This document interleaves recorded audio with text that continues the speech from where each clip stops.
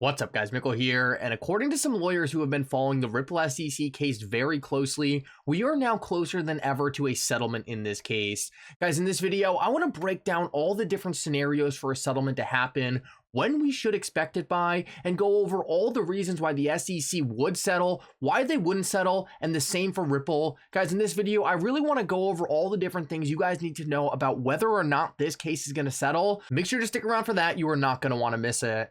Guys, towards the end of the video, I also want to go over a massive market condition that is changing right now. This could be extremely bullish for cryptocurrencies. So guys, I know we have been in a downturn for a very long time, but this has the potential to really turn things around, so make sure to stick around for that. Like always, guys, your support means so much to this channel. If you want to see more videos just like this, make sure to hit the like and subscribe button down below and turn on bell notifications. These three simple things go such a long way in helping this channel grow, and it really does mean so much to me. If you guys ever need a good place to buy some XRP, make sure to check out my link for Uphold down in the description below. Uphold is my favorite exchange and the best place to buy and sell XRP. With that said though, guys, let's jump right into the video, and I hope you guys enjoy the content. So guys, real quick, moomoo has an insane holiday promotion going on right now. You could win up to 15 free stocks and a chance to win up to $60,000 if you sign up with moomoo using the link in the description of this video. Guys, I think you're kind of crazy not to at least try here. This is a lot of money. So guys, make sure to check that out. Moomoo's a regulated exchange. It's a great place to buy and sell stocks. Do not miss out on your opportunity to get some free money. So guys, let's jump right into it, and I need to start off with this because this whole FTX thing is getting kind of ridiculous. Earlier today, Sam Bankman-Fried tweeted out, "I'll be speaking with Andrew Ross Sorkinson at DealBook Summit next Wednesday." And guys, this DealBook Summit is sponsored by the New York Times, the same agency who wrote a puff piece on Sam Bankman-Fried saying, "Oh, it wasn't his fault he committed fraud. It's actually because of CZ Binance." Guys, what a load of BS. And take a look at this tweet by FinTwit underneath Sam Bankman's original tweet really hit the nail right on the head. Take a look at this. In 2008, Bernie Madoff was arrested within 24 hours of his fraud being revealed. In 2022, Sam Bankman-Fried will be attending the New York Times DealBook Summit after his fraud was revealed. Guys, it's absolutely crazy that Sam Bankman-Fried is not getting more scrutiny from the mainstream media. This guy should be locked behind bars right now, and they're parading him around like he's still some celebrity. It's absolutely embarrassing. I really can't believe they're treating him like this. But guys, I really cannot wait to see this thing. I'm really curious if they're just gonna let him talk and keep talking about cryptocurrencies like he's still someone important, or they're gonna go up there and grill him and be like, "Yo, you committed fraud and now you're going to jail."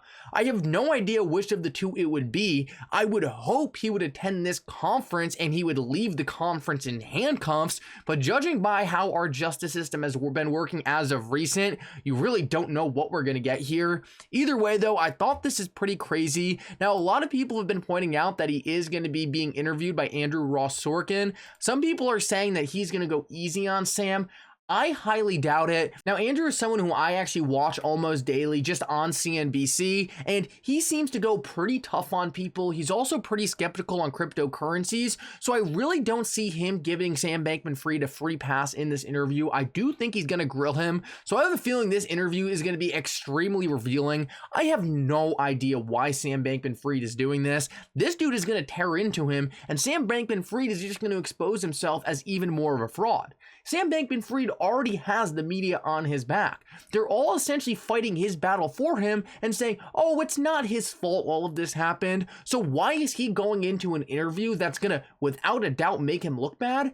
I have no idea, but guys, it's definitely going to make some good entertainment. I cannot believe he's doing this. So he's going to do this interview on November 30th, and then there's also going to be an FTX hearing at the beginning of December. I'm pretty sure it's December 1st. So we're going to have some very interesting events coming up. The good news about all of this is, guys, this is something the mainstream media is talking about a lot. Regardless if they're going way too easy on Sam Bankman-Fried, it is pushing cryptocurrencies into the mainstream narrative and is likely going to accelerate the pace of regulation as well as adoption. Either way, though, two very interesting things. Sam Bankman-Fried better not get away with this, but either way, something that's going to cause a lot of drama in the cryptocurrency market, and it's going to be very interesting to follow. So guys, now I want to move on and talk about a potential settlement in the Ripple SEC case, because for the first time in a while, we are seeing a lot of different lawyers following this case say a settlement is becoming very probable in the current time period we're in. Now, people have been saying a settlement is possible forever now, but I do want to point out that a big reason that is the case is because the Bill Hinman Ethereum free pass emails were supposed to be handed over to Ripple like 6 months ago. A lot of people's settlement predictions were based on these emails, and the more these emails got pushed back, the more the SEC has refused to hand them over, the more and more the settlement predictions have been pushed out as well. Now, it's important to point out that Ripple actually did get the emails from the SEC, but they haven't been forced to make them public yet. Now, a lot of people are speculating that we, the public, will never get to see the emails. Ripple currently has the emails, but they haven't been forced to make them public yet. If these emails are going to become public, and this is a key date we need to remember, they're going to become public on December 5th. Now, most people following this case for a while now, including Digital Asset Investor, one of my favorite people in this community, do not think that the public will ever get to see these emails, and I agree with him. The SEC is already under so much pressure, they cannot risk exposing their agency for more things they did in the past relating to cryptocurrency. They're already very tied up in the FTX situation, and someone pointed out the other day, Gary Gensler has yet to make a single statement on FTX. That likely means that he was very involved with FTX getting a regulatory free pass, which I think we all know is very probable. Well, it's important to point out that if we never get to see these Hinman documents, the only way that's going to happen is if this case does settle. So now I just kind of want to talk about in general, why would the SEC want to settle this case? Why would Ripple want to settle this case? Because I think what you guys are going to understand is a settlement really does make sense for both parties, and this would be the perfect time for both parties to escape this case with a semi-win. So in terms of why Ripple would want to settle this case, I think it's fair to say that a settlement is the easiest way for Ripple to get clarity for XRP. Ripple could take this case the distance, and they could beat the SEC at summary judgment, but they run a big risk if they do this. First of all, no one knows if they will actually win this case. I think it's extremely probable based on everything we have seen that Ripple would win at summary judgment. But it's very possible that even if they were to win at summary judgment, the SEC could still appeal that decision. This would drag this entire issue out for maybe 2 more years. Obviously, Ripple doesn't want to do that, and I highly doubt the SEC really wants to do that either. Now, for that reason, it's very likely Ripple would rather just take a settlement where the SEC comes out and admits XRP is not a security, because this is for sure a guaranteed clarity for XRP going forward. This is absolutely massive for Ripple and pretty much all they need to expand their business into the United States. This would be a massive win. It would create the clarity they have always wanted. They wouldn't run the risk of the SEC coming back after them later down the road. It would all be behind them, and all they would have to do is fork over some money to the SEC, and boom, it's all over with. So clearly, this would be a massive advantage for Ripple. It would save them a ton of time, their business would explode in the US, and there would be no post-risk of the SEC. Now, from the SEC side, it's a little more murky, but it's important to point out that a settlement is still really important for them. If the SEC takes this case too far, they could create massive risk for their agency down the road. Think about this. One of Ripple's defenses that has survived to this point in this case is the fair notice defense. The fair notice defense is essentially Ripple saying, hey, you never told us XRP was a security, so you can't come down the road 5 years later and say, oh, you should have known this whole time. That is crazy. Well, if Ripple's fair notice defense survives at summary judgment, every other crypto project out there is going to be able to use the fair notice defense if the SEC later comes after them. This is a huge issue for the SEC and likely a risk that the SEC is not going to take. The SEC wants to be able to go after any project they want. They don't want to have to worry about that project saying, oh, Ripple got fair notice, so we should get fair notice too. It doesn't make any sense, and the SEC has a lot of bad actors to go after in this industry. They can't risk the fair notice defense protecting all these different projects.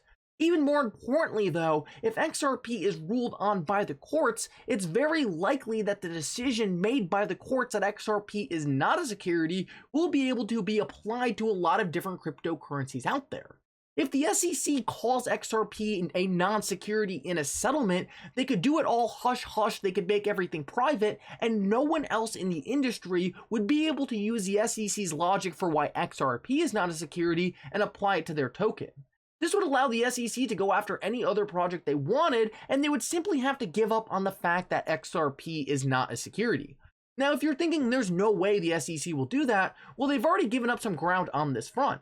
Gary Gensler has been on the record saying not every single crypto token is necessarily a security.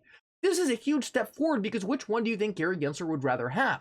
Simply losing the fact that, hey, you know what, XRP is not a security? Or instead trying to go for the Hail Mary of saying, you know what, we're gonna beat Ripple, even though we have been losing this entire case, and run the risk of losing jurisdiction over the entire cryptocurrency market. Now guys, it seems to me like the most likely scenario for this case to end is via a settlement. Now if this case does settle, both parties are going to walk away with this with what they want. The SEC is going to stage it as a win. Gary Gensler is going to stage it as him cracking down on cryptocurrency companies. They're going to get a lot of money, but Ripple's going to end up with the clarity they need for XRP to prosper in the United States. Ultimately, it's the most likely scenario in my opinion. It seems like the lawyers agree with me, but it's important to point out that if this does not happen before the Hinman emails are made public, then guys, it's likely not happening. This is the last thing the SEC really has to lose, and if they make the Hinman emails public, guys, they are taking this thing to the end. So I guess we'll see on December 5th. It's going to be a massive day.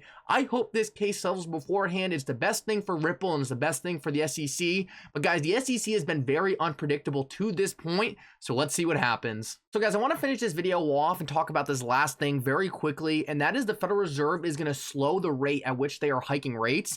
This is massively bullish for cryptocurrencies. A large part of the crypto crash came when the Federal Reserve started hiking rates, so the fact that they're going to be slowing down is massive. I'll cover it more in another video, but I'm running short on time. So anyway, I hope everyone has a great Thanksgiving. I hope everyone has a great night, and for now, Mickle out.